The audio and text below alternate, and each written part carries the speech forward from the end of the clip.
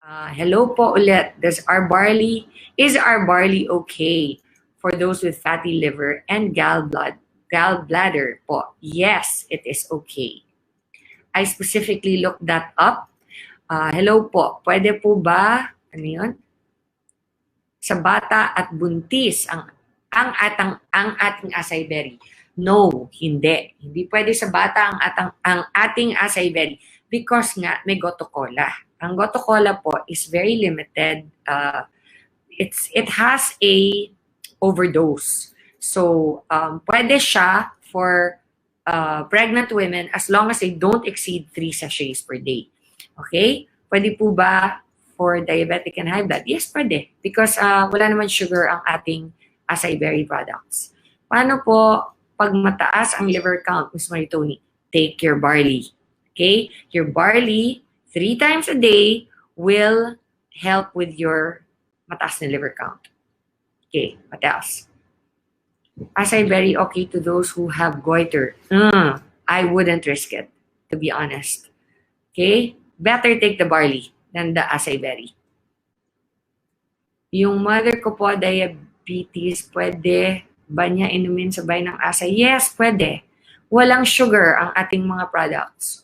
Ang sugar content ng products natin is all natural sugars. Okay? So, it does not cause diabetes. How many doses of barley po in acai berry sachet? That is, for 1 sachet, I think it is about 1 gram lang. So, it's very little. That's why you have to take your barley along with it. Pwede po ba sabay sa isang araw ang barley? Of course, pwede. Yes, definitely. In fact, I would suggest you take barley in the morning, acai, and then barley and acai at night. That's what I suggest. Hello po, Ms. Ton. Okay po ba na ipainom sa baby? Of course, pwede. Yan ang purpose ng ating barley. Okay lang po gumamit ng dating TB gumamit ang dating TB ng barley? Yes, definitely. Pwede. Ano pa? Ano pa? Pwede po ba ang acai sa may ulcer or thyroid history? Hindi ako sure. Okay, that's the honest to goodness truth. Kung meron kang pre-existing condition, take barley na lang. What age po recommend ng acai berry? Of course, 18 and above. Okay, kung meron kang gustong bigyan ng acai berry below the age of 18, consult the parent. What illness po or disease ang bawal mag-take ng acai? Na-mention na kanina. I will look it up again and then I will post it for you. Okay? I will post it in the Maritoni Fernandez Barley site so that you can see it. Pwede po ba ang barley sa acidic, high blood, and arthritis? Yes, yes, and yes. But Miss Tony, acai berry helps my very good friend with thyroid po. Hindi siya nakakaramdam ng pagod. Well, there must be something in our acai berry that helps that, but I would still suggest that you take the barley. Yes, barley is pwede for aneurysm. Okay. Hello po ulit po ang barley natin sa patient. Yes, pwede. Diba? That's already, we already talked about this before. Creatine, actually, the high creatine will be equalized by our barley. The client po ko try 3 boxes 2 times a day. Kaso nag-stop po siya dahil lalo po tumaas platelet ng dugo niya. Bakit? Ituloy niya. Dapat ituloy-tuloy niya para mag-regularize. Yung platelet ng dugo niya, siguro nag-react lang siya because bagong start lang siya mag-take. After biopsy, of course, pwede. Yes, that's what I did also. Pag nag-take po ba ng maintenance, okay lang? Yes, pwede. Pwede mong isabay sa maintenance mo yan. Pwede po ba ang barley sa hemorrhoids? Yes, pwede po. Okay. Pwede po ba sa breastfeeding mom? Ang acai berry, only up to 3 sachets per day. Okay? Okay, what else? Normal lang po ba na di ka makatulog pag inom ng acai berry? Well, it boosts your energy. So, for me, I would not take your acai berry at night. I would take it with lunch and dinner kung medyo matagal ka pa bago matulog. Pero kung iinumin mo and then within 1 or 2 hours matutulog ka na, wag na lang. Mag-barley ka na lang para mahimbing pa yung tulog mo. Barley juice or capsules, barley, pareho lang po yan. Pero mas makakatipid ka dahil 3 grams natin in one sachet is equivalent to 6 capsules. Pwede po ba ang barley sa heart enlargement at barado pong ugat? Yes, pwede po. In fact, meron po tayong mga FDA studies from the US that it is really good for your heart. Okay? Ano pa po? Meron pa ba? Pwede po ba ang barley natin sa 8-month-old na may sakit sa puso? Yes, pwede po. I know doctors say no, but yes, pwede. I'm already saying that okay lang po ba sa hot water ang barley as long as it's not 100 degrees. Nakapagpapataba? No, hindi siya nakakapagpataba. Only unless there is already a pre-existing condition in your body that it needs to regulate. Basically, kung sobra kang payat, i-regulate niya, magigain ka ng weight. Pag overweight ka, maglulose ka. Kapag may acid reflux, ang acai berry, again, I would prefer that you take the barley. Okay? Or if you really want to take your acai berry, sabayin mo sa barley para to be sure na hindi ka magka-acid reflux. Okay? Ano yan? Message me po. Message you? Masaya ang powder. Ng alin? Pwede po ba ang acai berry sa hemorrhoids? No. Acai berry is for beauty and brains. Pwede po ba ang barley sa may battery sa puso? Yes, pwede. Okay. Ang barley kasi natin, you have to understand, is just like taking a mega dose of vegetables. Okay? But it contains all the micronutrients, the amino acids, everything that your body needs. Pwede po ba nagda-dialysis ang acai berry? I don't see why not. Since it's only for beauty and your brains. Okay. Bakit po wala sa nutritional facts yung 68 micronutrients? Good question, Mark. Okay. Once and for all, asan na ba yung box natin? I'm just going to get, can we have a box of the pure? It's outside, I think. Okay. Let me explain this. Kasi po, ang testing sa Philippines ng FDA is based on the 2,500 calorie intake per day. Okay? And since one sachet of our barley does not compute to 2,500 calories per day, it will not be reflected. It does not mean that it is not there. It just means that the system in which our country tests for approval of FDA and SGS, which is basically the alkalinity test, is kung may mga metal ba sa barley natin, all of that. That is the only reason it doesn't come out in our NutriFacts bar. Okay? Because dito po sa NutriFacts bar natin, ang lumalabas lang dito is based 1 over 2,500 calories. That is why. So, kung nakakonsume tayo ng barley worth 2,500 calories, then it would all appear. Unfortunately, that is the system in our country. It does not have anything to do with whether or not it actually has it. In fact, what we have done to circumvent that problem is have an insert inside that actually describes what is in our barley. Okay? I hope that answers your question. Response lang. Did that answer your question? Yes? Thumbs up yung mga nakaintindi ng sinabi ko. Okay? Ano pong naibibigay na benefit ng acai berry sa mga ADHD? Okay. As you well know, our acai berry is made up of 7 different products. And a lot of those have benefits to the brain. So an ADHD basically is a brain deficiency.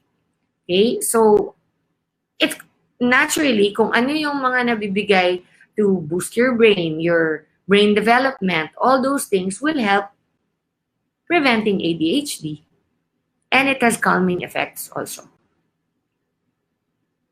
Miss Tony, may pamangkin ko po, 6 months old, undergo sa chemo kasi tinanggalan ng mass sa belly po nyo. Pwede po ka sa kanya? Alin, ang barley? Yes, pwede. Yes, definitely pwede. Okay, next. Okay lang po ba ang barley sa may maintenance na gamot sa puso? Lalo na po bawal sa kanya mga green leafy vegetables. Salamat po. Okay, number 1, our barley is already frozen dry. It does not have any of the other thing. Wala na siya ng mga regular na nakikita mo sa gulay na mga, how do you describe it? Pure form na siya, bale. Concentrated and pure form na siya. So, yung mga sinasabi nila na bawal na green leafy vegetables na pang-maintain ng puso, wala na po yan. Kasi meron pong FDA letter sa US that our barley is actually preventive of heart attacks. So this question actually doesn't make sense. You know, I'm going to look that up. I'll get back to you, Emily. Okay? I'm gonna look that up for you because okay. Anyway, Emily, please message me on my Facebook account na Maritoni Fernandez Barley. Balikan kita doon. Pwede po ba sa 12 years na na-stroke po? Possible po ba yun na makatulong? Yes, pwede. As long as we are alive, our bodies can still heal. Okay? Next question, please. Please repeat again yung consequence ng pag-inom ng barley sa blood thinning. Okay, I will read it again. Only if you are taking blood thinning medication. Okay? Barley is a rich source of vitamin K, which is an important vitamin for blood clotting. Therefore, it is important to discuss with your doctor if you are taking blood thinning medication. There. Bakit ka mag-take ng blood thinning medication? Only if they suspect you have a blood clot in your body. That's the only time. Or yung meron kang some kind of tumor blockage of some kind. That's it. Pero unless you're taking blood thinner, there's no reason for you not to take our barley. Okay? Watching from Japan. Hi, Ate Irene. How are you? Ba't ka nasa Japan? Pwede po ba sa daughter ko na 5 years old may ASD, yung acai berry? Yes, pwede. Of course. Pero I would only give 1 sachet per day kasi nga merong mga other ingredients doon. Is there any test po na testy po na gumagamit ng barley na may Bell's palsy syndrome? Yun po yung I know what Bell's palsy is. I think it cannot harm, it cannot do any damage, and it might actually help. Kasi ang Bell's palsy actually is just a muscle na nag-collapse sa face mo. So normally, that actually, Bell's palsy normally corrects itself. But in some cases, hindi na siya nag-normalize. Drink the barley. Miss Ton, pwede bang mag-normal na ang high blood pressure niya sa pag-inom ng barley? Itigil niya. Do not stop your maintenance. Isabay mo lang. And then, once makikita mo may process naman yan, gaganon siya. Mag-make halfway and then mas maano na yung barley. Mas madalas mo na inumin until your doctor will tell you kung saan niyang sasabihin na doesn't look like you need it anymore, your medication. So, just continue your barley. Okay? What else? Pure barley sa 16-year-old with multiple neck mass. Parang nahirapan mag-poops after mag-take ng pure barley. Baliktad po. Normally, mas nakaka-regular ang pagbanyo. So, ano pa po ba ang mga iniinom niya other than the barley? Look to other things because barley is very high in fiber. And one of the first effects that most, well, if not all people discover is it prevents constipation. Okay? Amazing evening, Mans Tony. I'm a Yep from Negros. Pwede ba ang acai berry sa senior citizen? Pwede po. Actually, it's good for them because it prevents Alzheimer's. Okay. Next. Wala na. Are we good? Pwede bang barley and acai berry sa meron melasma? I would stick to the barley. Take the acai berry once lang per day. There. And twice barley. Next. Pwede po ba ang barley pag may lung tumor ang isang tao? After my biopsy, pwede pa rin po ba uminom? Sabi nga bawal uminom ng mga supplements after biopsy. Ano po advice nyo sa mga lung tumor? Mag-under po ba siya ng biopsy or better to mag-barley po muna? Thank you. Okay. Number 1, Loyola. I am not a doctor. Number 2, I had cancer personally, but not lung tumor. Akin is breast cancer. So, I suggest uminom siya ng barley. Yes, it will not in any way go against the doctor's yung sinasabi niya na advice dahil natural ang barley natin. So, kung sinasabi niyang food supplements, baka ang ibig niya sabihin, yung mga nakakapsule, yung mga vitamin C, mga ganyan.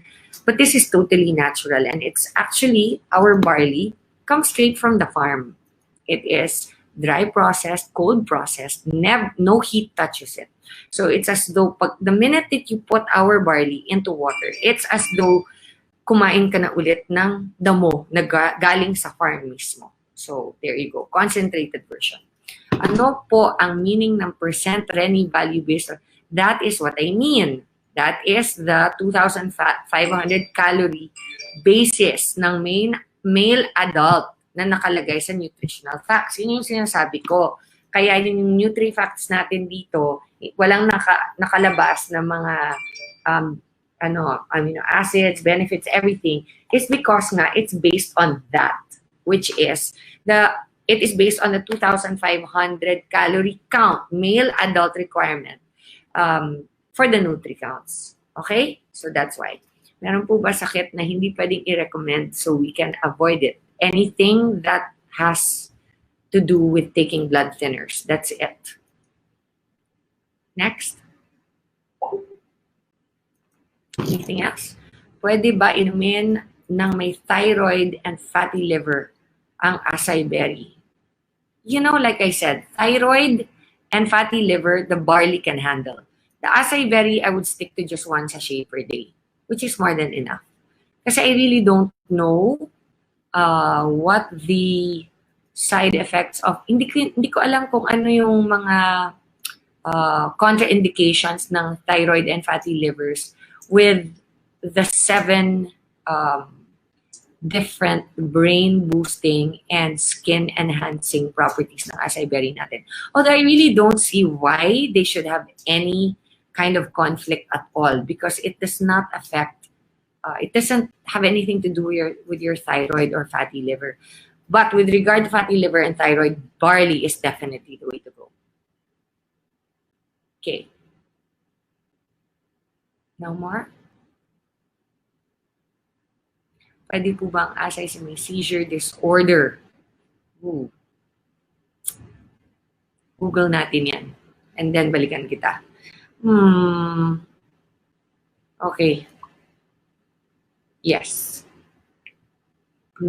Thank you so much, Mentor Miss Merton. Dami po learning. Thank you din sa inyong lahat. And I'm pregnant po. Ito, meron pang isa. I'm pregnant po. And may mga vitamins din po na sinabi, hindi ko na makita. Ano yan? Wait. Ayun. Sinabi na dapat ko inumin, but still nainom din po ako ng barley. As ano po best time inumin? Ang best time na uminom ng barley natin is first thing in the morning before breakfast and first thing before sleeping at night. Pwede po ba uminom ng tisnag spotting? Yes, pwede. Actually, one of the highest rates of successful testimonies with regard to our barley is pagbubuntis. Okay, so good luck sa'yo, Tiga, Janice. Okay. Eto, Jeneline Fernandez Mirar. Good evening po. I was diagnosed with breast cancer, 3C PR positive, done. Chemo and radiation just this month. My right breast was diagnosed with invasive carcinoma grade 2. I want to try barley. How often can I drink barley powder in a day? I also have hypertension. Hi, Janelyn. I had pretty much the same thing that you have. Mine was stage 2B, ERPR positive also. And it was also on my right breast. Mine was ductal carcinoma. So, of course, please try the barley. It will help you a lot, especially if you're going to be going through chemo. How many? I would start with 2 to 3 sachets per day and increase to as many as you can possibly take per day. Slow increase, okay? Yeah, hypertension is not a problem. You can take the barley along with it. Okay? I think that's it, guys. Meron pa ba? I'll take 2 more questions and then I'm going to say goodnight. My friend has diabetes but the doctor told him na wag inumin kasi may sugar ang barley. Wala pong sugar ang barley. Meron natural sugar. It's like pag kumain ka ng apple, di ba? Matamis ang apple. Meron bang sugar ang apple? Ganun lang po yun. Okay? So, there's not. Our barley contains 0 sugar. Okay? Miss Maritoni, ang nakalagay po sa box ng Asay, it's not recommended. Yes, all our products have to have that because it is a requirement of FDA. And if I don't put that, we could get into trouble. It's as simple as that. Okay? That's it.